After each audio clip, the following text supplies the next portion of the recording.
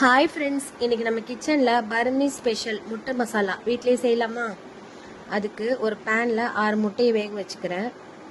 2 பெரிய வெங்காயத்தை ஸ்லைஸ் பண்ணி எடுத்து வச்சுருக்கேன்.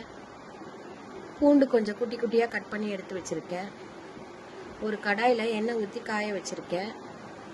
எண்ணெய் காஞ்சதுக்கப்புறம் எடுத்து வச்ச ஆனியன்ஸை போட்டு ஃப்ரை பண்ணிக்கலாம். அது கோல்டன் கலர் வரட்டும். வந்ததுக்கப்புறம் ஒரு தட்டில் மாற்றிக்கலாம்.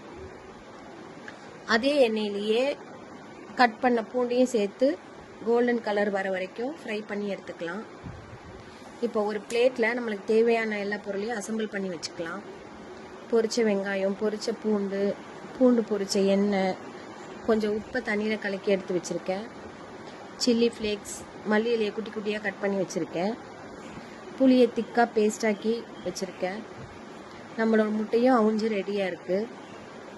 இப்போ ஒரு முட்டையை எடுத்து நடுவில் ஸ்லிட் பண்ணிவிட்டு கொஞ்சம் வெங்காயம், கொஞ்சம் பூண்டு, கொஞ்சம் சில்லி ஃப்ளேக்ஸ், மல்லி இலை, ஆயில், புளி, உப்பு தண்ணி ஊற்றி சர்வ் பண்ணால் நம்மளோட சுவையான முட்டை மசாலா ரெடி.